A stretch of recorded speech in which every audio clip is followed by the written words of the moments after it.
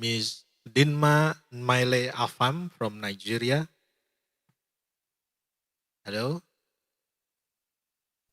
I can hear you, sir. Okay.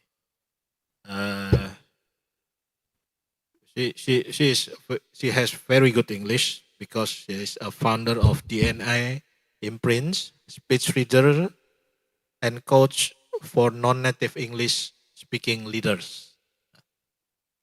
And very influenced person. Is it correct? My pronunciation, Dinma Nmaile Afam. Is that correct? My Yes, sir. pronunciation. Okay. Yes, it's very Okay. correct. Okay. Your paper is titled "Engaging the Trade Community, Building Trust and Transparency in Customs Operation." You may start your presentation.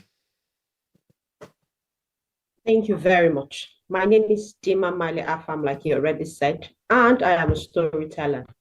But today I am representing the trade community. I know that my slide is supposed to be shown on the other end. So who do I communicate with?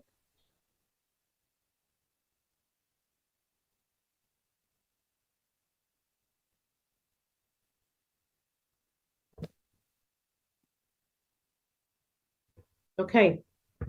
So I would like my slides to be shown, please. Just a moment.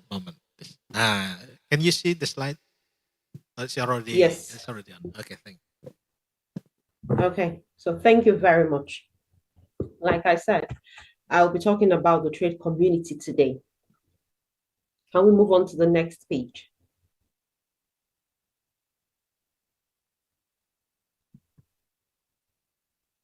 Good. So I'll be using 6 points or 6 bullet points to talk about my topic.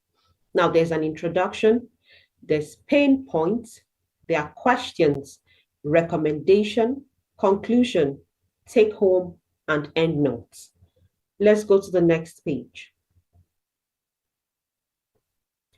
Now, Dennis Morrison, the CEO of Pepper Ridge Farm, once said, transparency is the single most important ingredient in the recipe for success because it builds trust. If there's no transparency, you cannot have trust. It is a two-way street. It is when you are transparent that someone can trust you. So in the case of the trade community and the customs, when the customs are transparent in their dealings, then the trade community will be willing to have trust in them. Let's go to the next slide. So I'm going to share a story about my father. And this story is what my paper was based on. In 2010, my father decided, or he made a choice to choose family or quality time with family over money. He had done business for years, but that business has kept him away from spending quality time with us. So what it required was that he would oftentimes go to work very early and come back quite late in the night. And as he was approaching his 50s, he believed it was not the kind of life he wanted. He wanted to spend family time with us. So he decided to go into importation. Now, for him, importation meant that all he needed to do was to bring goods in. When he has an order, he does his delivery. It will not prevent him from going to work at the time he wanted. And he was not scared he has to come back late at night. So he decided that was the solution to his problems.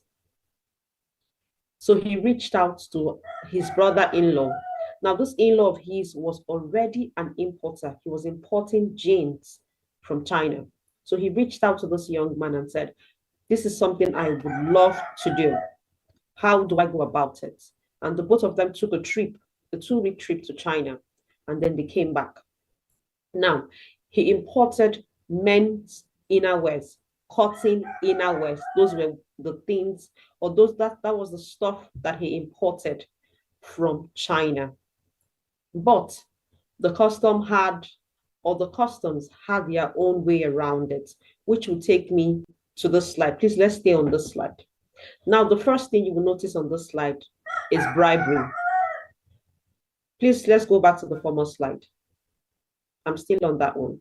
Good, thank you. So the first thing you will notice, it's bribery. Now, the reason bribery is the first finding in this was because by the time he got back, I would later discover as an adult that what he imported was contraband at the time.